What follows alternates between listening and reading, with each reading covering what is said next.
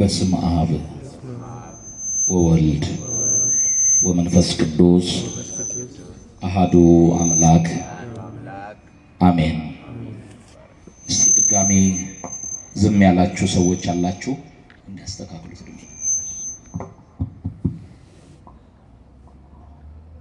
እጆቻችሁን በትምህርተ መስቀል ታነሳላችሁ። እንደገና በስመ አብ ወወልድ ወመንፈስ ቅዱስ አሐዱ አምላክ አሜን።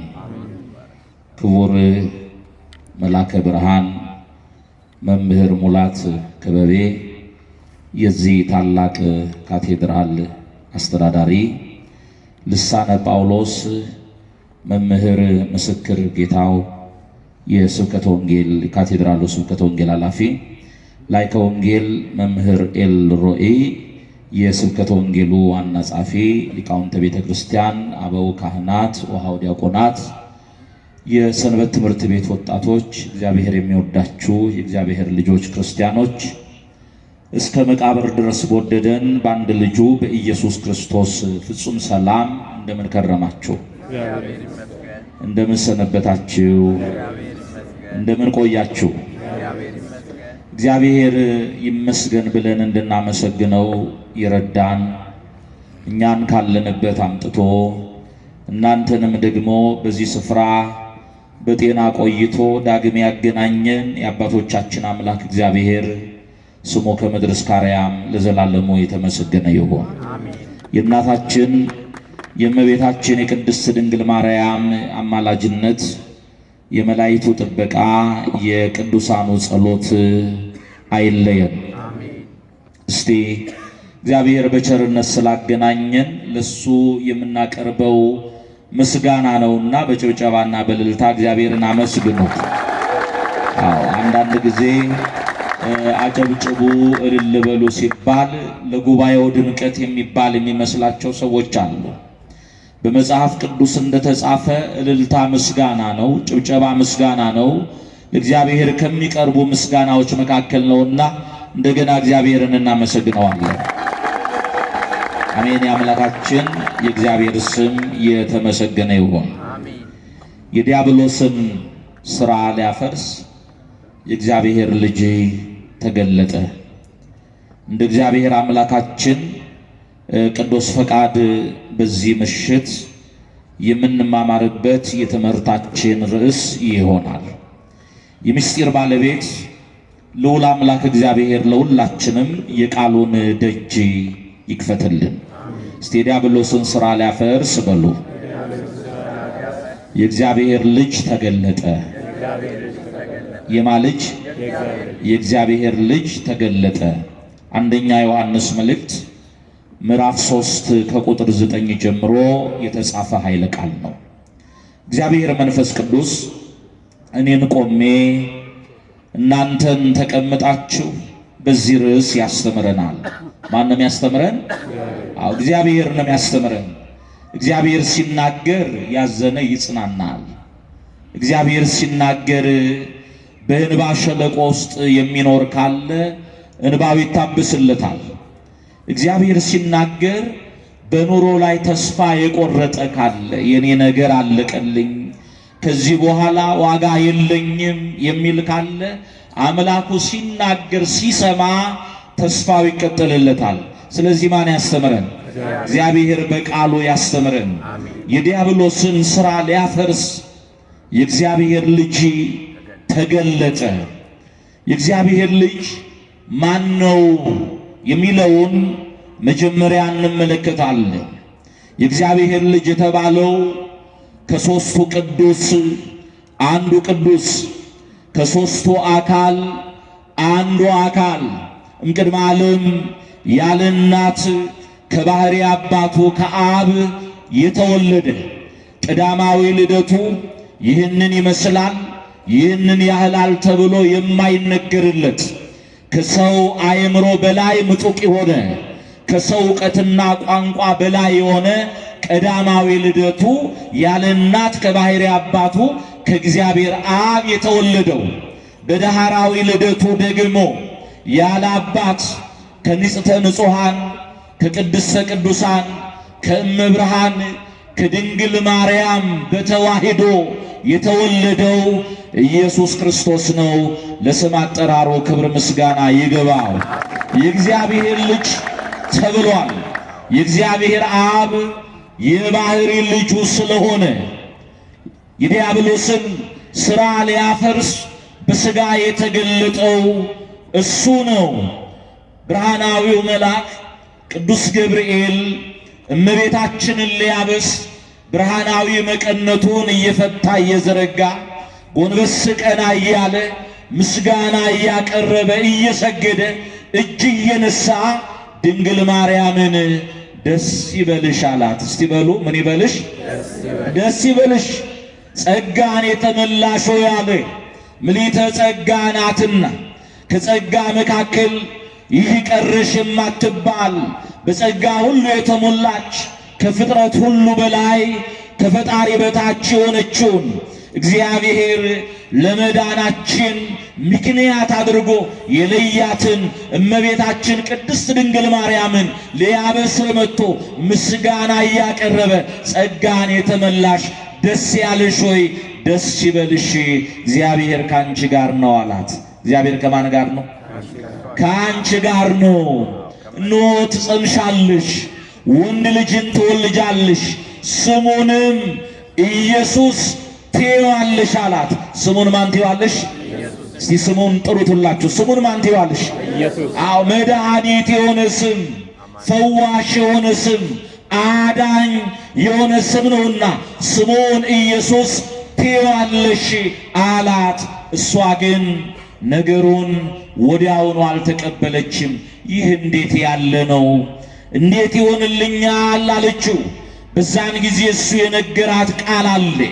የሉቃስ ወንጌል ምዕራፍ 1 ቁጥር 35ን ስናነብ መልአኩ መልሶ እንዲህ አላት ይላል። ማን ነው ያለው? የማን መልአክ? ከእግዚአብሔር የተላከው ብርሃናዊው መልአክ መጋቤ ሐዲስ ቅዱስ ገብርኤል እንዲህ አለ። መልአኩም መልሶ እንዲህ አላት፣ መንፈስ ቅዱስ ባንቺ ላይ ይመጣል። ማን ይመጣል? መንፈስ ቅዱስ ባንቺ ላይ ይመጣል፣ የልዑልም ኃይል ይጸልልሻል። ስለዚህም ደግሞ ካንቺ የሚወለደው ቅዱሱ የእግዚአብሔር ልጅ ይባላል አለ። ቅዱሱ የማን ልጅ? የእግዚአብሔር አብ የባህሪ ልጁ ይባላል ብሎ ከእርሷ የሚወለደው የእግዚአብሔር ልጅ መሆኑን ቅዱስ ገብርኤል ተናግሯል። እሱም አስቀድሞ ሰው በበደለና በወደቀ በኋላም በንስሐ በተመለሰ ጊዜ ከልጅ ልጅ ተወልጄ አድንሃለሁ ብሎ ቃል ገብቷል። በአበው ምሳሌ አስመስሏል። በነቢያት ትንቢት አናግረዋል። በዳዊትም በመዝሙሩ በሰሎሞንም በምሳሌው ብዙ ምሳሌዎች ብዙ ትንቢቶችን አናግረዋል። እንደተናገረ ወይንም ደግሞ በነቢያቱ እንዳናገረ አልቀረም። ምንድነው የሚለው? ሐዋርያው ቅዱስ ጳውሎስ በዕብራውያን መልእክቱ ምዕራፍ 10 ቁጥር 23 ላይ የተስፋን ቃል የሰጠው የታመነ ነው ይላል። እስቲ የተስፋን ቃል የሰጠው በሉ። የታመነ ነው። ምን የሆነ ነው? የታመነ ነው። ለአዳም የተስፋን ቃል የሰጠው የታመነ ነው። ለቀደሙት አባቶቻችን የተስፋን ቃል የሰጠ የተናገረውን የማያስቀር ላያደርግ የማይናገር ከተናገረ ደግሞ የተናገረውን የሚፈጽም አምላክ ለአዳም የገባው የተስፋ ቃል አለ። ያንን ቃል በነቢያት አናግሯል። ምሳሌ አስመስሏል። ሱባኤ አስቆጥሯል። ዘመኑ እየቀረበን በመጣ ጊዜ በሩቅም በቅርብም ብዙዎች ተናግረዋል። ለምሳሌ እስራኤልን ሊረግም የወጣው በለዓም እንዲህ ብሎ ተናግሮ ነበር። አየዋለሁ አሁን አይደለም አለ። ዘመኑ በጣም ሩቅ ስለሆነ አየዋለሁ አሁን አይደለም፣ እመለከተዋለሁ በቅርብ አይደለም፣ ከያዕቆብ ኮከብ ይወጣል ብሎ ትንቢት ተናግሮ ነበር። አስቀድሞ አብርሃም ልጆቹን አብርሃም በልጁ በይስሐቅ ምሳሌውን አይቷል። ኖህም ልጆቹን በባረከ ጊዜ እግዚአብሔር ያፌትን ያስፋ በሴምም ድንኳን ይደር ብሎ ከነገደ ሴም ከመቤታችን እንደሚወለድ ትንቢት አናግሮ ነበር። እነ ዳዊትም ፈኖ እዴከ ማርያም፣ አቤቱ ካርያም ክንድህን ላክ፣ ከወደቅንበት አንሳን ብለው ጠርተውት ነበር። እነ ኢሳይያስ ሰማያትን ቀደ ብትወርድ ምን አለ ብለው ጠርተውት ነበር። ዘመኑ ሲደርስ የገባው ቃል የሚፈጸምበት ጊዜ ሲቀርብ በኢሳይያስ አንደበት አድሮ ሩቅ የነበረውን አቅርቦ ተናገረ። ለስም አጠራሩ ክብር ምስጋና ይግባው። እስቲ አመስግኑት። ሩቅ የነበረውን አቅርቦ ተናገረ። ምን ብሎ? በትንቢተ ኢሳይያስ ምዕራፍ 9 ቁጥር 6 ላይ ሕፃን ተወልዶልናል አለ። እስቲ በሉ ሕፃን ምን ብሏል? ይወለድልናል አይደለም ያለው። ይሄ የመጽሐፍ ልማድ ነው። ገና የሚሆነውን እንደሆነ አድርጎ መናገር፣ ትንቢቱ የማይቀር የሚፈጸም የተረጋገጠ እውነተኛ መሆኑን አስረግጦ ሲናገር ሕፃን ተወልዶልናል አለ። እስቲ ተመልከቱ የእግዚአብሔር ልጆች፣ ዘመናትን የሚወስን በዘመናት የማይወሰን ከጊዜና ከቀመር በላይ የሆነ በዘመናት የሸመገለው አምላካችን እኛን መስሎ እንደሚገለጥ ባጭር ቁመት በጠባብ ደረት እንደሚወሰን ነቢዩ ተገልጦለት ሕፃን ተወልዶልናል አለ። በዘመናት የሸመገለው ሕፃን ተባለ። ለስም አጠራሩ ክብር ምስጋና ይግባው። አመስግኑት። እሱ በዘመናት የሸመገለ ነው። ነቢዩ ዳንኤል እንዳለ ማለት ነው። ሕፃን ተወልዶልናል፣ ወንድ ልጅም ተሰጥቶናል አለ። አለቅነትም በጫንቃው ላይ ነው። ስልጣን የራሱ ነው። ከማንም ያልተቀበለው ማንም የማይወስድበት ስልጣን ያለው እሱ ነው። አለቅነትም በጫንቃው ላይ ይሆናል። ስሙ ድንቅ ነው አለ። ሲተናገሩ ስሙ ምንድነው? ድንቅ ነው፣ መድኃኒት ነው፣ ፈዋሽ ነው፣ አዳኝ ነው። ስሙ ድንቅ ነው፣ መካር፣ ኃያል አምላክ፣ የዘላለም አባት፣ የሰላም አለቃ ተብሎ ይጠራል። ሰላሙን ለሁላችንም ያድለን።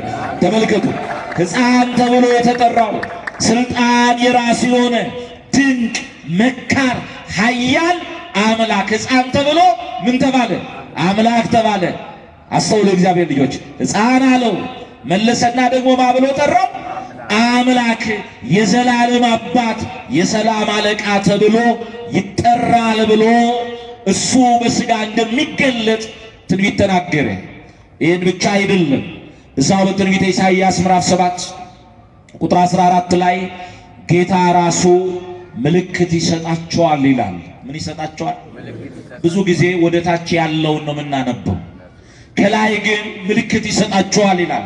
ከዚህ በፊት በሰዎች ላይ ያልሆነ ምልክት፣ በሴቶች ላይ ያልሆነ ምልክት ማለት ነው። ጌታ ራሱ ምልክት ይሰጣቸዋል። እነሆ ድንግል ትጸንሳለች፣ ወንድ ልጅንም ትወልዳለች፣ ስሙን ማን ትለዋለች? አቤት አማኑኤል ትለዋለች። ተመልከቱ፣ እግዚአብሔር ምልክት ይሰጣል። ጌታ ራሱ ምልክት ይሰጣቸዋል አለ። ያ ምልክት የእመቤታችን ድንግልና ነው። ምልክት ይሰጣቸዋል። ድንግል ትጸንሳለች አለ። ከዛ በፊት በድንግልና ጸንሰው በድንግልና የወለዱ እናቶች ከአዳም ልጆች መካከል ስለሌሉ ማለት ነው። የሷ ልዩ ስለሆነ በሰው ልጆች ታይቶ ያልታወቀ ወደፊትም የማይታወቅ ያልሆነ ወደፊትም የማይሆን ኖ ድንግል ትጸንሳለች፣ ወንድ ልጅንም ትወልዳለች፣ ስሙንም ማን ትለዋለች? አማኑኤል ትለዋለች። አማኑኤል ማለት ደግሞ ወንጌላዊው ማቴዎስ እንደተናገረ በምዕራፍ 1 ላይ እንደተናገረው አማኑኤል ማለት እግዚአብሔር ከኛ ጋር ሆነ። ከማን ጋር ሆነ? አመስግኑታ። እግዚአብሔር ከኛ ጋር ሆነ። አሁን ብቻዬን ነኝ የምትሉ፣ እግዚአብሔር ትቶኛል፣ ሰውም ትቶኛል፣ ቀን ጨልሞብኛል፣ ክፉ ቀን ገጥሞኛል የምትሉ ብቻችንን አይደለንም። ምናልባት አብሮን ሰው ላይኖር ይችላል። አብሮን ግን ማን አለ? አቤት እግዚአብሔር አለ። አማኑኤል ማለት እግዚአብሔር ከማን ጋር ሆነ? ከኛ ጋር ሆነ ማለት ነው። ይሄ አምላክ በሥጋ ተገለጠ። በዘመናት የነበረው አምላክ የሚታየውንና የማይታየውን የፈጠረ ሁሉን ያከናወነ ሁሉን የጀመረ ሁሉን የፈጸመ አምላክ ሰው ሆነ። ለዚህ ነው ወንጌላዊው ቅዱስ ዮሐንስ በዮሐንስ ወንጌል ምዕራፍ 1 ቁጥር 1 ጀምሮ እንዲህ ነው ያለው። የዮሐንስ ወንጌል ምዕራፍ 1 ቁጥር 1ን ስናነብ በመጀመሪያ ቃል ነበር ይላል። እስቲ በሉ በመጀመሪያ ዘፍጥረት ምዕራፍ 1 ቁጥር 1ን ስናነብ በመጀመሪያ እግዚአብሔር ሰማይና ምድርን ምን አለ ነው ፈጠረ ይላል። ዮሐንስ ደግሞ በመጀመሪያ ምን ነበር አለ? ቃል ነበረ፣ ቃልም በእግዚአብሔር ዘንድ ነበረ፣ ቃል ራሱ እግዚአብሔር ነበረ፣ ሁሉ በሱ ሆነ፣ ያለሱ አንዳች የሆነ ነገር የለም አለ። የሚታየውን የማይታየውን የፈጠረ ሁሉን የጀመረና ያከናወነ የፈጸመ አምላክ ሰው ሆነ። እዛው የዮሐንስ ወንጌል ምዕራፍ 1 ቁጥር 14 ላይ እንዲህ ነው የሚለው፣ ቃል ሥጋ ሆነ ይላል። ቃል ምን ሆነ?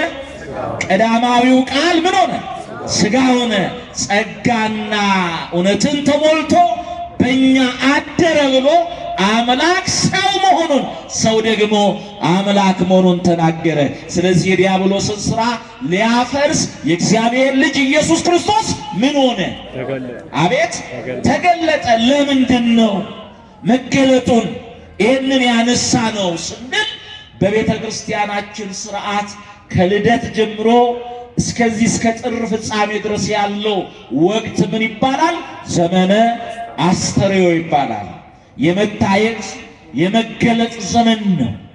ዘመነ አስተርእዮ አንደኛው አምላክ ሰው ሆኖ መገለጡን ዳግም ከእመቤታችን ከድንግል ማርያም መወለዱ የሚነገርበት እሱ በሥጋ የተገለጠበት ስለሆነ ነው። ኢየሱስ ክርስቶስ ሁለት ልደት አለው ብያቸዋለሁ። መልሱልኝ። ኢየሱስ ክርስቶስ ስንት ልደት አለው? አቤት ሁለት ልደት። ቀዳማዊ ልደቱ ያለ እናት ከባህሪ ከአባቱ ተወልዷል ብለናል። ዳራዊ ልደቱ ደግሞ ያለ ቀዳማዊ ልደቱ ያለ እናት ከባህሪ አባቱ ከአብ ተወልዷል። ዳራዊ ልደቱ ደግሞ ያለ አባት ከእመቤታችን ከድንግል ማርያም ምን ብሏል? ተወልዷል። እሱ ሁለት ልደት አለው። እኛም የሱ ልጆች ነን። እሱ ክርስቶስ ተብሎ እኛ ክርስቲያኖች ተብለናል። ስለዚህ እኔና እናንተም ስንት ልደት አለ? ዝም አላችሁ? ስንት ልደት? ሁለት ልደት አለ። የመጀመሪያው ልደታችን በሥጋ ከእናት ከአባት የተወለድነው ልደት ነው። ሁለተኛው ልደታችን በሚታየው የካህናት አገልግሎት ከማኅፀነ ዮርዳኖስ ከአብርሃ ከመንፈስ ቅዱስ ዳግም በጸጋ የእግዚአብሔር ልጆች የሆንበት ልደት ነው። አሁን እኔና እናንተ ክርስቶሳዊ ነን። ሁለት ልደት አለን፣ አባት አለን። አባታችን ደግሞ ማን ነው? አመስግኖት። የእግዚአብሔር ልጆች ነን። ለዚህ ነው ሐዋርያው ቅዱስ ጳውሎስ አባት ብለን የምንጮህበት የልጅነት መብትና ስልጣን ተሰጥቶናል አለ። አሁን እኛ ባሪያዎች አይደለንም፣ ልጆች ነን። ልጆቹ ደግሞ ያደረገን እግዚአብሔር ነው። አመስግኖት። የእግዚአብሔር ልጆች ነን፣ ባሪያዎች አይደለንም። ስለዚህ በፊቱ ቆመን አባታችን ሆይ እንለዋለን። ማን እንለዋለን? ምኖቹ ስለሆንን? ልጆቹ ስለሆንን። እሱ ምን ስለሆነ? አባት ስለሆነ አባት ነው። ልጆች ነን። ልጆች ስለሆንን ደግሞ ወራሾች ነን። ምንድነን? ወራሽነታችንን በኋላ እናየዋለን። እሱ ሁለት ልደት አለው፣ እኛ ሁለት ልደት አለን ብለናል። የሱ የመጀመሪያ ልደቱ በአይን አልታየም። ምን አላለም? በአይን ምን አላለም? አልታየም። ስለዚህ አብ ልጁ እንደሆነ መስክሯል። ነቢያት ተናግረዋል። በመጻሕፍት ተጽፏል። የእግዚአብሔር አብ የባህሪ ልጁ ነው። ልደቱ ይህን ይመስላል ይህን ያህላል ተብሎ በሰው ቋንቋ አይነገርም፣ በሰው አይንም አልታየም። እጹብ ብለን አድንቀን እንቀበላለን። ሁለተኛ ልደቱ ግን በአይን ታይቷል። በቤተልሔም ሲወለድ ድንግል ማርያም ስትወልደው ዮሴፍ አይቷል። ሰሎሜ አይታለች። ሰብአ ሰገል አይተዋል። እረኞች አይተዋል። ስለዚህ ልደቱ ሁለተኛ ልደቱ በዓይን የታየ ነው። የኔና የናንተ ደግሞ የመጀመሪያ ልደታችን ቤትም እንወለድ ሆስፒታልም እንወለድ በሰው ዓይን ምን ተብሏል? አቤት ታይቷል። ሁለተኛው ልደታችን ምናልባት በዓይን የታየው አገልግሎቱ ነው። ካህናት ሥርዓቱን ሲፈጽሙ እኛ ወደ መጠመቂያው ስንገባ ስንጠመቅ አገልግሎቱ ነው የታየው እንጂ ከማኅፀነ ዮርዳኖስ ከአብራ ከመንፈስ ቅዱስ በጸጋ ስንወለድ በሃይማኖት አምነን የምንቀበለው ነው። ለዚህ ነው ምስጢረ ጥምቀት የሚባለው። ምስጢር የሚባለው በዓይነ ሥጋ ያልታየ እጹብ ድንቅ ረቂቅ ስለሆነ ስውር ስለሆነ፣ ስለዚህ ሁለቴ ተወልደናል። የምንሞተው አንድ ጊዜ ብቻ ነው። እስቲ ንገሩኝ፣ ስንቴ ተወልደናል? ስንቴ እንሞታለን? አንዴ ነው የምንሞተው። በሥጋ ነው የምንሞተው። በሃይማኖት ከኖርን፣ በንስሐ ከኖርን፣ በሥጋ ወደሙ ከኖርን፣ እንደ ቃሉ ከኖርን በእኛ ላይ ሞት የለብንም። በኋላ እናየዋለን። ትንሣኤና ሕይወት እኔ ነኝ። የሚያምንብኝ ቢሞት እንኳን ምን ይሆናል? አቤት ሕያው ይሆናል። ስለዚህ ሁለቴ ተወልደናል። ስንቴ ነው የምንሞተው? አንድ ጊዜ። አንዴ የተወለዱ ሁለተኛውን ልደት ያላገኙ ወደ እግዚአብሔር መንግሥት እንደማይገቡ በመጽሐፍ ተጽፏል። ሰው ከውሃና ከመንፈስ ካልተወለደ ወደ እግዚአብሔር መንግሥት አይገባም ተብሎ። ስለዚህ እንመለስ። አካላዊው ቃል ኢየሱስ ክርስቶስ በሥጋ ተገልጦ የዲያብሎስን ሥራ አፍርሶልናል። ስለመገለጡ በሥጋ ስለመገለጡ ብዙ የተነገሩ ቃሎች አሉ። እነዛን በመተረክ ጊዜ አንወስድም፣ ጥቂቶቹን እናያለን። እንዲህ ነው የሚለው ቅዱስ ጳውሎስ በዕብራውያን መልእክቱ ምዕራፍ 2 ቁጥር 14 ጀምሮ እንግዲህ ልጆቹ በሥጋና በደም ስለሚካፈሉ እርሱ ደግሞ በሞት ሥልጣን ያለውን ሞትን ሊሽር ይኸውም ዲያብሎስን ነው። በሕይወት ሁሉ ስለ ሞት ፍርሃት በባርነት ይታሰሩ የነበሩትን ነፃ ሊያወጣ በሥጋና በደም ተካፈለ። የአብርሃምን ዘር ይዟል እንጂ የመላእክትን አይደለም ይላል። በሞት ፍርሃት ይታሰሩ የነበሩትን አዳምንና ልጆቹን ነፃ ሊያወጣ በሥጋና በደም ተካፈለ። በሥጋና በደም ከእመቤታችን ከሥጋዋ ሥጋ ከነርሷ ነፍስ ነስቶ አምላክ ሰው ሆኖ ተገለጠ። ለስም አጠራሩ ክብር ምስጋና ይግባው። ለዚህ ነው ቅዱስ ጳውሎስ በአንደኛ ጢሞቴዎስ ምዕራፍ 3 ቁጥር 16 ላይ በሥጋ የተገለጠ ይለዋል። በምን የተገለጠ? አቤት በሥጋ ምን ሆነ? የተገለጠ። እኛን መስሎ እኛን አህሎ እሱ ሰው ሆኖ ሰውን ደግሞ አምላክ አደረገው። የተገለጠበት ዋናው ምክንያት የዲያብሎስን ሥራ ሊያፈርስ ነው። ዲያብሎስ ማን ነው የሚለውን ቀጥለን እንመለከታለን። ሥራውን ከማየታችን በፊት ዲያብሎስ ውዱቅ ነው። የወደቀ የተጣለው ሉሲፈር ነው። ብዙ የክፋት ብዙ የክፉ ግብር ስሞች አሉት። የእሱን ስም በመጥራት ጊዜ አንወስድም። እሱ ክብር የነበረው ከክብር የተዋረደ በብርሃን ይመላለስ የነበረ ግን የጨለማን ሥራ የሠራ ሰውን ከነበረበት ክብር ያዋረደ ጠላት ነው። አሁንም ኢየሱስ ክርስቶስ ከእግራችን በታች ይጣልልን።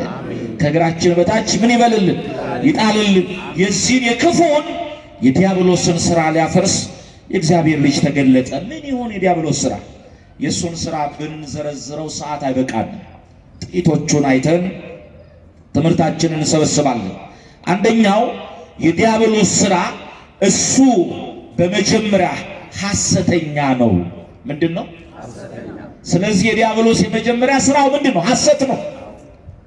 ዲያብሎስ ሐሰተኛ ነው። የሐሰት አባት ነው። ሐሰትንም ከራሱ አፍልቆ ይናገራል። ወይንም በሌላ ቋንቋ የሐሰት ፈጣሪዋ ዲያብሎስ ነው። ዛሬ በሐሰት የምንኖር ካለን የሱ ተባባሪዎች ሆነናል ማለት ነው። የሱ አጀንዳ አስፈጻሚዎች ሆነናል ማለት ነው። ዲያብሎስ ሐሰተኛ ነው። የሐሰት አባት ነው። እግዚአብሔር ደግሞ ራሱ እውነት ነው። ምንድነው እግዚአብሔር? አቤት እውነት ነው። እውነተኞች የእግዚአብሔር ልጆች ናቸው። ሐሰተኞች ደግሞ የዲያብሎስ ልጆች ናቸው። እሱ ሐሰተኛ ነው። ሐሰትን መጀመሪያ በመላእክት ጉባኤ ተናግሯል። በመላእክት ጉባኤ ተናግሮ የመላእክትን ማህበር አውኳል። ውሸት ተናግሮ ማለት ነው። የመላእክት አለቃ አድርጎ ሾሞት አምላክ ከመካከላቸው በተሰወረ ጊዜ መላእክት ልባውያን ናቸው፣ ነባቢያን ናቸው። አስበው ማን ፈጠረን ከየት መጣን ብለው ጠየቁ። የዛን ጊዜ አለቃቸው እሱ ስለነበረ እኔ ፈጠርኳቸው አለ። ፈጣሪ ነው እሱ? ንገሩኝ፣ ነው እንዴ? አይደለም። ስለዚህ ሐሰት ጀመረ ማለት ነው። ፍጡር ሆኖ ሳለ ፈጣሪ ነኝ፣ የበታች ሆኖ ሳለ የበላይ ነኝ፣ ተገዢ ሆኖ ሳለ ገዢ ነኝ ብሎ የመላእክትን ማህበር በሐሰት በክፋት አወከው። በሰማይ ሰልፍ እስከሚነሳ ድረስ የመላእክትን ጉባኤ በጠበጠ።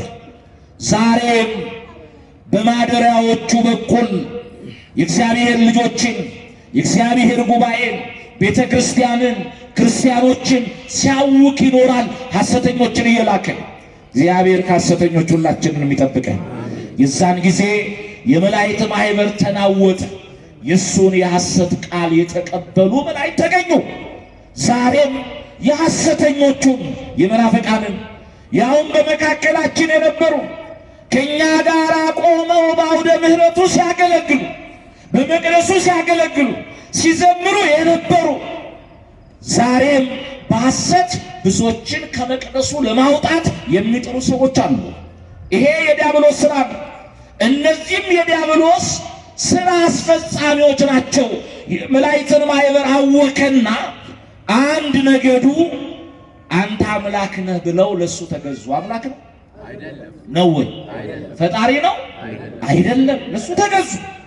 ዛሬም በሐሰት ትምህርት በሐሰት ቃል ከቤተ ክርስቲያን ልቀው ወጥተው የተገዙ ለሐሰት ሐሳብ የተሸነፉ ብዙዎች አሉ። እግዚአብሔር በሃይማኖት ያጽናን፣ በመቅደሱ ያጽናን። ከሐሰተኞች ከውሸተኞች ከቢጽ ሐሳውያን እግዚአብሔር ሁላችንን ይሰውረን። ስለዚህ የመጀመሪያውን ውሸት የጀመረው በመላእክት ማህበር ነው። በኋላ እግዚአብሔር ተገለጠ። እግዚአብሔር ሲገለጥ የሱ ሐሰት ተገለጠ። የተገለጠው እውነት ነው። እውነት ደግሞ እግዚአብሔር ነው። እግዚአብሔር በመካከላቸው ተገለጠ። እሱ ከመገለጡ በፊት ሲታወቁ ቅዱስ ገብርኤል ንቁም በበህላዌነ እስከ ንረክቡ አምላክነ፣ አምላካችን እስኪገለጥልን ባለንበት ጸንተን ምን እንበል? እንቁም። እግዚአብሔር ልጆች በየዘመናቱ ቤተ ክርስቲያን በመርከብ ትመሰላለች፣ ዓለም በባህር ትመሰላለች። በዓለም ላይ ያለች ቤተ ክርስቲያን በየዘመናቱ ማዕበልና ሞገድ ይነሳባታል። ይሄ እውነት ነው። ማዕበል ሞገድ ሲነሳ ደግሞ ክርስቲያኖች በአለት ላይ ቤታችንን ሰርተን ጎርፍ ቢጎርፍ ነፋስ ቢነፍስ ማዕበል ቢመጣ ጸንተን ልንቆም ነው የሚገባው። ቤተ ክርስቲያንን ማዕበሉ ያናውጣት ይሆናል፣ ይገፋት ይሆናል። በታንኳይቱ ላይ ግን ማዕበሉንና ሞገዱን ጸጥ የሚያደርገው በሥጋ የተገለጠው መድኃኔዓለም ኢየሱስ ክርስቶስ ስላለ ማዕበሉን ጸጥ ያደርገዋል። ለስም አጠራሩ ክብር ምስጋና ይገባል። ብዙ ጊዜ እኮ በተለያየ ምክንያት ቤተ ክርስቲያን ስትፈተን ስትናወጥ ልጆቿ ሲያለቅሱ መከራ ሲቀበሉ ምን ነው አምላክ የለም ወይ ብለን ምንጠራጠር ሰዎች አለን። እሱ ምን ብሎ ነግሮናል? በዓለም ሳላችሁ መከራ አለባችሁ ብሏል። አላለም እንዴ? ዝም አላችሁኝ አላለም? እኔ በጣም የሚገርመኝ ቃል በዓለም ሳላችሁ መከራ አለባችሁ ብሎ ቢተው ኖሮ ተስፋ ያስቆርጥ ነበረ። የሚቀጥለው ቃል ግን አይዟችሁ ይላል። ምን ይላል? አይዟችሁ እኔ ዓለሙን ምን ብየዋለሁ? አሸንፌዋለሁ ይላል። ስለዚህ አሸናፊው እግዚአብሔር በታንኳይቱ ላይ ስላለ እኛ ማዕበልና ሞገድ ቢመጣ ጸንተን ልንቆም ነው የሚገባው። ወይንም ከአቅማችን በላይ ከሆነ ጌታ ሆይ ስንጠፋ አይገድህምን ልንል ይገባል እንደ ጴጥሮስ። እሱ የዛን ጊዜ ተነስቶ ማዕበሉንና ሞገዱን ምን ያደርገዋል? ጸጥ ያደርገዋል። ስለዚህ በመላእክት ዓለም አምላክ ተገለጠ፣ የዲያብሎስ ሐሰት ተጋለጠ። የዛን ጊዜ እንደገና ጥፋቱን አምኖ ንስሐ መግባት ሲገባው ሰልፍ ጀመረ፣ ጦርነት ጀመረ። ሚካኤልና መላእክቱ ተዋግተው ድል ነሱት፣ ወደ ምድር ጣሉት። እግዚአብሔር የተመሰገነ ይሁን። ስለዚህ ውዱቅ ነው ያልኳችሁ የተጣለ ነው ዲያብሎስ። በመላእክት ዓለም ውሸትን ተናገረ፣ ከክብሩ ተዋረደ። ብርሃን ይለብስ ሲጎናጸፍ የነበረው ወደ ጨለማ ወደቀ። ከወደቀ በኋላ እሱ በወደቀበት ኃጢአት ሰውን ሊጥል ደግሞ ተነሳ። እግዚአብሔር አዳምንና ሔዋንን ፈጥሮ ገነትን አበጃጅተው እንዲኖሩ ትእዛዝን ሰጥቶ በገነት አስቀምጧቸዋል። ዘፍጥረት ምዕራፍ 3 ላይ እንደተጻፈ በእባብ ሥጋ አድሮ ሰይጣን ወደ ገነት ገባ። የት ገባ? በራሱ አካል አይደለም የገባው። በማን አድሮ ነው? አሁን አንዳንድ ጊዜ ሰዎች ቤተክርስቲያን ውስጥ በአውደ ምሕረቱ በእግዚአብሔር ቤት የማይገባ ነገር ሲደረግ እንዴት ይደረጋል የሚሉ ሰዎች አሉ። ሰይጣን ማደሪያ ካገኘ እንኳን በምድር ወዳለችው መቅደስ ይቅርና ወደ ገነት ምን ብሏል? በእባብ ሥጋ አድሮ ገብቶ የክፋት ስራውን ሰርቷል። ዛሬም ማደሪያ ካገኘ በመካከላችን ገብቶ ክፋት ሊሰራ ይችላል። ግን እግዚአብሔር ልጆች እሱ ክፋቱን እስከ ዓለም ፍጻሜ አያቆምም። እኛ ግን በክፋቱ ተጠልፈን እንዳንወድቅ ልንጠነቀቅ ይገባል። ወደ ገነት ገባና ለሔዋን ጥያቄ ያቀረበላት አምላካችሁ ምንድነው ያለው? አያችሁ፣ የተገኘው ምስጢር ለተገኘው ሰው ሁሉ አይነገርም። እሷ የተነገራትን ምስጢር ለዲያብሎስ ነገረችው። በእባብ ሥጋ አድሮ የሚያዋራት እሱ ስለነበር በገነት ያለውን ሁሉ ብሉ፣ ይሄንን አትብሉ፣ ብትበሉ ግን ትሞታላችሁ ብሎናል ብላ መልስ ሰጠችው። ይሄን አትብሉ ያለው ስለምትሞቱ አይደለም፣ አትሞቱም፣ አምላክ እንዳትሆኑ ፈልጎ ነው። ብትበሉ አምላክ ትሆናላችሁ ብሎ ሐሰቱን እንደገና በመላእክት ማይበር የጀመረውን ሐሰት በገነት ደግሞ ወደ ሔዋን ጆሮ አስገባ ማለት ነው። እግዚአብሔር አትብሉ ያላቸው እንዳይሞቱ ምን እንዳይሉ፣ እሱ ግን አምላክ እንዳትሆኑ ነው። እነሱ እኮ በዛን ሰዓት አምላክ ናቸው። ከፈጠረው በኋላ ወንድና ሴት አድርጎ ፈጠራቸው፣ ባረካቸው። ብዙ ተባዙ ምድርን ሙሉ ካለ በኋላ ምንድነው ያለው? ግዙ ንዱ ብሏቸዋል። ስለዚህ አዳምና ሔዋን የጸጋ አማልክት ናቸው። ምንድን ናቸው? የጸጋ አማልክት ናቸው። አምላክ ትሆናላችሁ ብሎ የሐሰት ቃል ሲናገር ሔዋን በደስታ ተቀበለች። ሔዋን ይህንን የዲያብሎስን የሐሰት ቃል በመቀበሏ ምክንያት የሰው ልጆች ከገነት ወጣን። ለዚህ ነው እንዲህ ተብሎ የተጻፈው። እሱ ሐሰተኛ የሐሰት አባት ስለሆነ እንዲህ ተብሎ ተጽፏል። የእግዚአብሔር ልጆች በዚህ በዮሐንስ ወንጌል ምዕራፍ 8 ቁጥር 44 ላይ እሱ ከመጀመሪያ ነብሰ ገዳይ ነበር ይላል። በኋላ እንመጣበታለን። እውነትም በሱ ስለሌለ በእውነት ላይ አልቆመም ማለት ቅድምን ብያቸዋለሁ። ሐሰተኛ ነው ብያቸዋለሁ። በመላእክት መካከል ውሸት ተናግሯል። ለሔዋን ውሸት ተናግሯል። ተመልከቱ፣ እሱ ሐሰተኛ ነው፣ በእውነት ላይ አልቆምም። ሐሰትም ሲናገር ከራሱ ይናገራል። ሐሰተኛ የሐሰትም አባት ነው ይላል። ምንድነው ዲያብሎስ? ሐሰተኛ የሐሰትም አባት ነው። አሁን የሱን ሐሰተኝነትን እዚህ ጋር እናቆምና እኔና እናንተስ ዛሬ እውነተኞች ነን ወይ? በዚህ ቃል ራሳችንን እንጠይቅ። በእውነት ነው የምንኖረው ብለን ራሳችንን እንጠይቅ። የእግዚአብሔር ልጆች ከላይ እስከታች ብዙዎች በሐሰት የቆሙበት ዘመን፣ በአደባባይ በሚዲያ ወጥተው ከላይ ከመሪዎች ጀምሮ እስከታች ድረስ ውሸትን የሚናገሩበት ዘመን ላይ ነው ያለ ነው። መጽሐፍ ምን ይላል? እውነት አርነት ያወጣቸዋል ይላል። እስቲ በሉ እውነት ምን ያወጣቸዋል? አርነት ያወጣቸዋል። ስለዚህ በሕይወታችን በንግዱ ዓለም ዋሽተን፣ በስራው ዓለም ዋሽተን፣ በትዳራችን ዋሽተን፣ በኑሯችን ዋሽተን የምንኖር ከሆነ እኛ የእግዚአብሔር ልጆች አይደለንም፣ የሐሰተኛው የዲያብሎስ ልጆች ሆነናል። እግዚአብሔር ከዛ ይሰውረን። እዚህ ዲያብሎስ ምንድን ነው? ሐሰተኛ ነው፣ የሐሰትም አባት ነው። እኔና እናንተን በእውነት መንገድ እንድንጓዝ የእውነት ኑሮ እንድንኖር እግዚአብሔር ይርዳል። እሱ የእሱ ሥራ ሁል ጊዜ እውነተኞችንና የእግዚአብሔርን ልጆች በሐሰት ከእውነት ማውጣት ነው ሥራው። ስለዚህ ሐሰተኛ ነው። ሐዋርያው ቅዱስ ጳውሎስም እንዲህ ይላል፣ ሁለተኛ ቆሮንቶስ ምዕራፍ 11 ቁጥር 3 ላይ ነገር ግን እባብ በተንኮሉ ይላል። እባብ ያለው ዲያብሎስ ነው ራሱ። ለምን በማደሪያው አዳሪውን መናገር የመጽሐፍ ልማድ። እባብ ተብሏል፣ ዘንዶ ተብሏል፣ ጊንጥ ተብሏል፣ ብዙ ነገር ተብሏል። ስለዚህ እባቡን፣ ጊንጡን፣ ዘንዶን የምንረግጥበት ደግሞ የእምነት ጫማ ተሰጥቶናል። ያንን እንድንጫማ እግዚአብሔር ሁላችንንም ይርዳል። አያችሁ ምን አለ? ነገር ግን እባብ በተንኮሉ ሔዋንን እንዳሳታት ይላል። በምኑ? በተንኮሉ። እባብ ያለው እባብ ማደሪያ ስለሆነች እንግዲህ ዲያብሎስን ነው። በተንኮሉ አሳተ፣ ሔዋንም የዲያብሎስን ቃል ሰማች። በመስማቷ ምክንያት የሰው ልጆች ጸጋ ተገፈፈ። አዳምና ሔዋን እርቃናቸውን ሆኑ። ምናቸውን ሆኑ? እርቃናቸውን ሆኑ።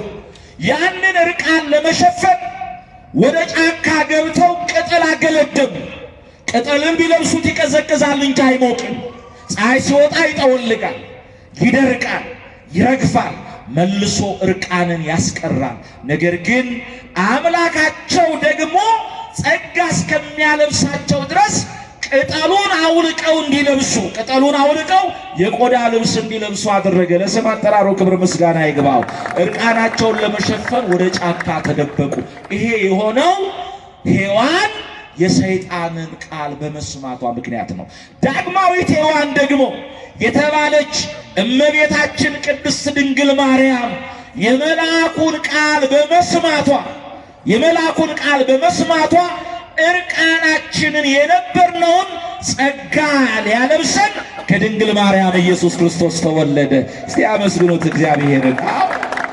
አያችሁ እሷ የሰይጣንን ቃል ሰምታ ከገነት እንዳወጣችን ሁሉ ድንግል ማርያም ደግሞ የመልአኩን ቃል በመስማቷ ምክንያት ልጇ ኢየሱስ ክርስቶስ ወደ ገነት መለሰን። ስለዚህ የዲያብሎስን ሥራ ሊያፈርስ ማለት በሐሰት ቃል ከገነት አውጥቶናል።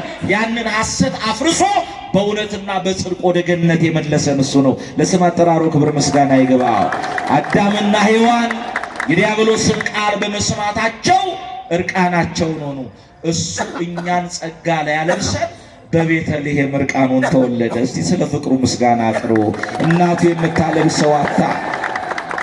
እንስሳት ምስጋና አቀረቡለት፣ በትንፋሻቸው አሟሟቁት። የዛን ጊዜ በጨለማ ለነበሩ እረኞች የእግዚአብሔር መልአክ የምሥራች ሊነግራቸው ወደ እነሱ በቀረበ ጊዜ እልፍ አእላፋቱ መላእክት በመጡ ጊዜ በእረኞቹ ዙሪያ የጌታ ክብር አበራ ይላል። እስቲ አመስግኑ እግዚአብሔርን። የጌታ ክብር ምን ሆነ? የጌታ ክብር ምን አለ? አበራ። ምን ማለት ነው? ዲያብሎስ አዳምንና ልጆቹን ለ5500 ዘመን በጨለማ አኑሮ ነበርና ጨለማውን የዲያብሎስን ሥራ ሊያፈርስ ብርሃናዊው አምላክ ተገልጦላቸዋል፣ ተወልዶላቸዋል ሲል የጌታ ክብር በዙሪያቸው አበራ። በጨለማው ሰዓት የጨለማው ዘመን አለፈ፣ የብርሃን ዘመን መጣላችሁ፣ ብርሃን ተገለጠላችሁ ማለት ነው። እግዚአብሔር የተመሰገነ ይሁን። በቤተልሔም የተወለደው ምንድን ነው? ጭብጨባና እልልታ ያንሳል። ብርሃን ተገለጠ፣ ጨለማ ተወገደ ነው ያልኳቸው። በቤተልሔም የተወለደው ብርሃናዊው አምላክ ነው፣ ብርሃን ነው። እኔ የዓለም ብርሃን ነኝ ብሎ የሚያስተምር በጨለማ የነበሩትን ወደ ብርሃን የሚያወጣ ነው። ስለዚህ የዲያብሎስን ክፋቱን፣ ሐሰቱን ለማስወገድ፣ ጨለማውን ለማስወገድ ብርሃን የሆነው አምላክ ተገለጠ፣ እኛን ጸጋ አለበሰን። ይሄ ብቻ አይደለም፣ ዲያብሎስ ነፍሰ ገዳይ ነው። ምንድን ነው? አቤት! ዲያብሎስ ነፍሰ ገዳይ። እንዲህ ተብሎ ተጽፏል በዮሐንስ ወንጌል ምዕራፍ 4 ቁጥር 44 ላይ እናንተ ከአባታችሁ ከዲያብሎስ ናችሁ አላቸው። አይሁድን እናንተ ከማን ናችሁ? የአብርሃም ልጆች ነን እያሉ ይመጻደቁ ነበር። የአብርሃም ልጆች ብትሆኑ የአብርሃምን ሥራ በሰራችሁ ነበር። ነገር ግን የአብርሃም ልጆች አይደላችሁ። እናንተ ከአባታችሁ ከዲያብሎስ ናችሁ። የአባታችሁንም ምኞት ልታደርጉ ትወዳላችሁ። እሱ ከመጀመሪያ ነፍሰ ገዳይ ነበር፣ እውነትም በእሱ ስለሌለ በእውነት ላይ አልቆምም። ሐሰትን ሲናገር ከራሱ አፍልቆ ይናገራል አለ። እሱ ነፍሰ ገዳይ ነው። እናንተም እኔን ልትገድሉኝ ትፈልጋላችሁ አላቸው። እሱ ምንድን ነው? ነፍሰ ገዳይ ነው። ዛሬም እኮ ነፍሰ ገዳዮች ምድራችንን ሞልተዋል። እግዚአብሔር የፈጠረውን የሚገድሉ፣ ደም የሚያፈሱ፣ ፍርድ የሚያጓድሉ፣ ድሃ የሚበድሉ፣ በሰው ደም እጃቸውን የሚታጠቡ ብዙዎች አሉ። ይሄ የዲያብሎስ ስራ ነው። እሱ ነፍሰ ገዳይ ነው አለ፣ በሰው ልጆች ላይ ሞትን አምጥቷልና። ስለዚህ ዲያብሎስ በሰው ላይ ሞትን ስላመጣ ሰው ሞቷል። የሞተውን ሰው ሊያድን ሕይወት የሆነው አምላክ ተገለጠ። የዲያብሎስን ስራ ሊያፈርስ የእግዚአብሔር ልጅ ምን ሆነ? ተገለጠ። ሕይወት ሊሰጠን ተገለጠ። አስተውሉ የእግዚአብሔር ልጆች፣ ምን ሊሰጠን ተገለጠ? ሕይወት ሊሰጠን ተገለጠ። ስጋውን ቆርሶ ደሙን አፍሶ ሕይወት ሊሰጠን። ለዚህ እኮ ነው እሱ ሞትን ካሸነፈ በኋላ ሞት በሰው ላይ ስልጣን ስለሌለው ቅዱስ ጳውሎስ በሞት ላይ ያላገጠ ቅኔ ተቀኘ። ምን አለ? ሞት ሆይ መውጊያህ የት አለ? ሲኦል ሆይ ድል መንሳት የት አለ? ድሮ የሰው ልጅ ድል ትነሳ ነበር፣ የሰው ልጅ በሞትህ ታሸንፍ ነበር። አሁን ሞት ሆይ መውጊያህ የት አለ? ለምን? የሞት መውጊያ በክርስቶስ ተሰብሯልና፣ እንደገና የሲኦል ደጆች በክርስቶስ ተሰብረዋልና። ስለዚህ ሞት ሆይ መውጊያህ የት አለ? ሲኦል ሆይ ድል መንሳት የት አለ? ሞት ድል በመነሳት ተዋጣለ። ምን ሆነ? ድል በመነሳት ምን ሆነ? ተዋጠ። ሞትን የዋጠው ማን ነው? ኢየሱስ ክርስቶስ። ሞትን ድል የነሳው እሱ ነው። ስለዚህ ሞትን በሰው ላይ ዲያብሎስ አምጥቶ ነበርና የዲያብሎስን የሞት አሰራር ሊያፈርስ ሕይወት የሆነው አምላክ ተገልጦ ሕይወትን ሰጠን። ለስም አጠራሩ ክብር ምስጋና ይግባው። የዲያብሎስን ስራ ሊያፈርስ የእግዚአብሔር ልጅ ምን ሆነ? ተገለጠ። ተገለጠ። ከመቤታችን ተወለደ። አያችሁ፣ እኛ በጨለማ ነበርን፣ ብርሃን ተገለጠ። ለዚህ ነው ሊቁ እመቤታችንን በምስራቅ መስሎ ልጇን ደግሞ በፀሐይ መስሎ ተናግሯል። አንቲ ውእቱ ምስራቅ ወልድኪ ፀሐይ ጽድቅ ብሎ፣ አንቺ ምስራቅ ነሽ የጽድቅን ፀሐይ ወለድሽልን አለ። ማናት የጽድቅን ፀሐይ ወለደች? ስሟ እንደ ማር ይጣፍጣል። እስቲ ጥሩ ማናት? እመቤታችን ናት። ከምስራቅ የሚወጣው ፀሐይ ጨለማ የነበረውን ዓለም በምን ይሞላዋል?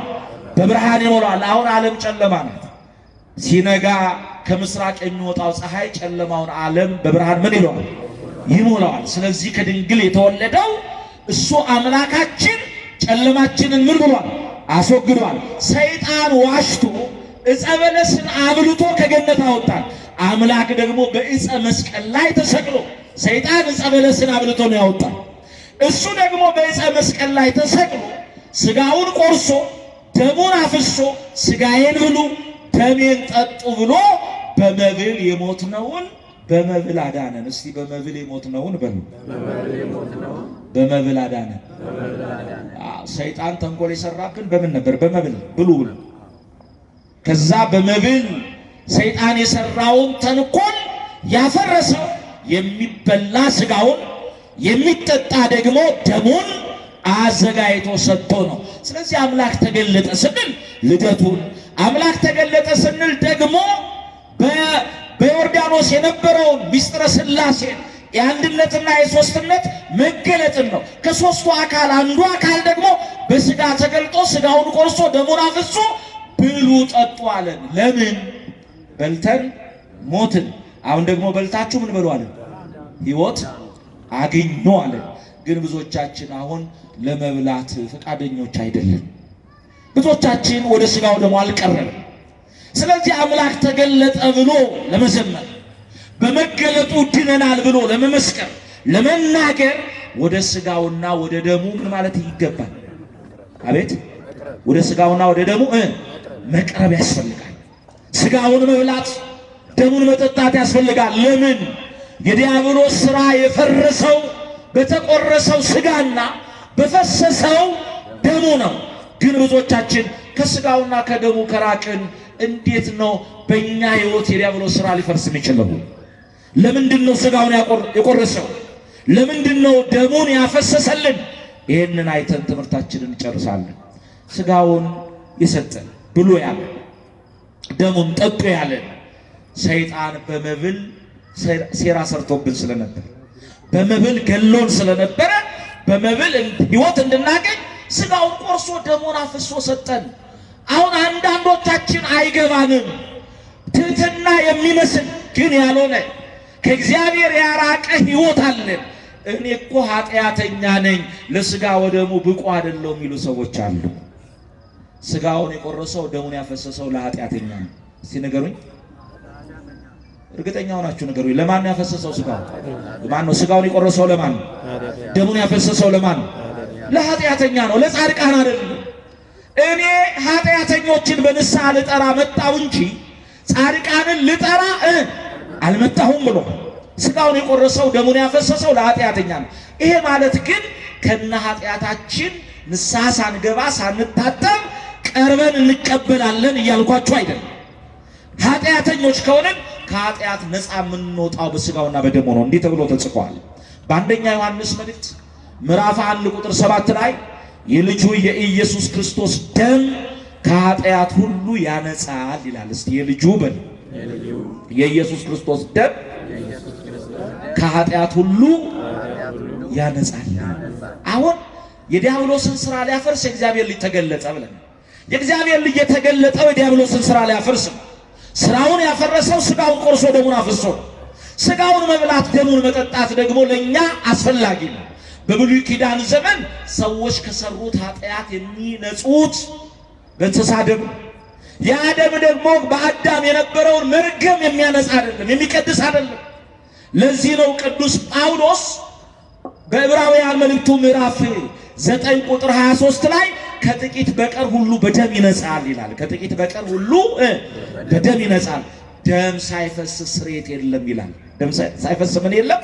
ስርየት የለም። ስለዚህ የኃጢአት ስርየት የምናገኘው በላም ደም አይደለም፣ በጊደር ደም አይደለም፣ በዋኖስ ደም አይደለም። የኃጢአት ስርየት የምናገኘው ወይም ደግሞ ያገኘነው በልጁ በኢየሱስ ክርስቶስ ደም ነው። አመስግኑት እልል ብላችሁ።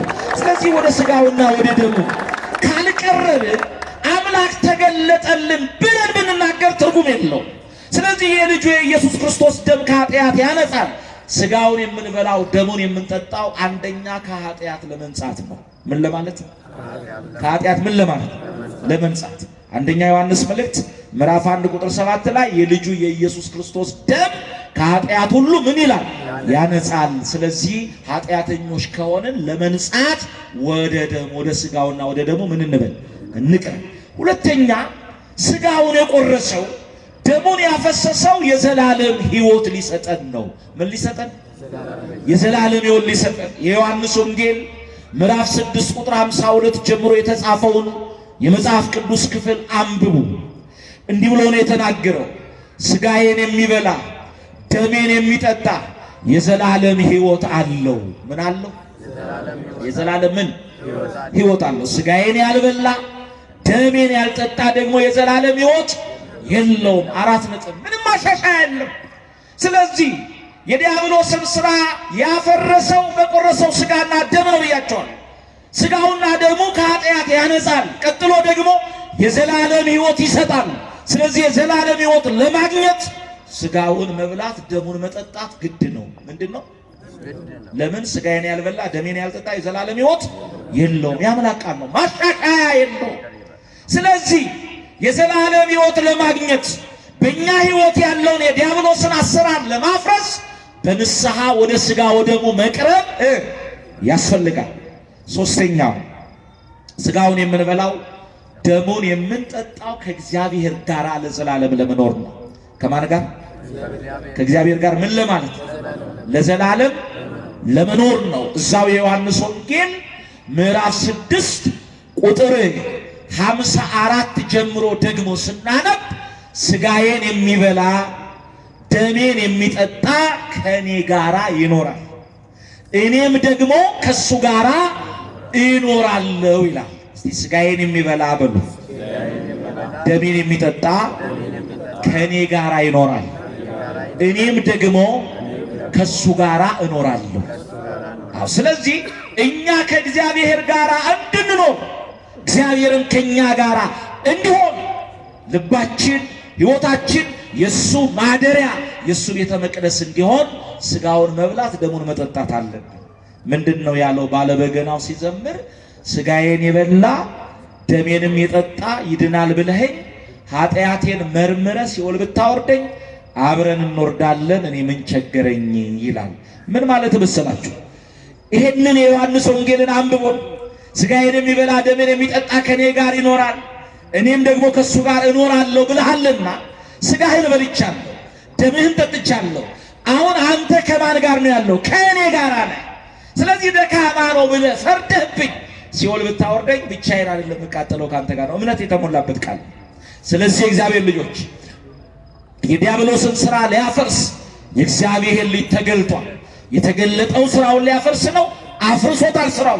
በእኛ ሕይወት ግን ሥራው እንዲፈርስ እኔና እናንተ የተደረገልን ቤዛነት ገብቶን ወደ ሥጋውና ወደ ደሙ ልንቀርብ ይገባናል።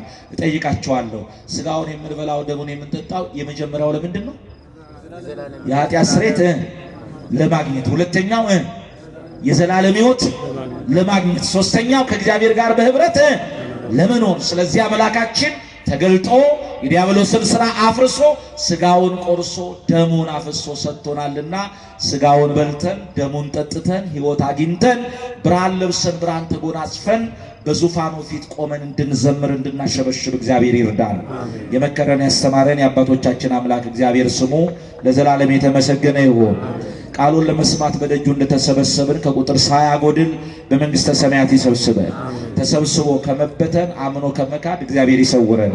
የሰው መጨረሻው ሲያምር ነውና የሁላችንን መጨረሻ ያሳምርልን።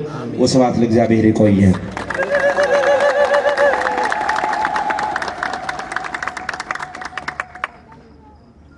በመምህራችን ላይ አድሮ ማን አስተማረን?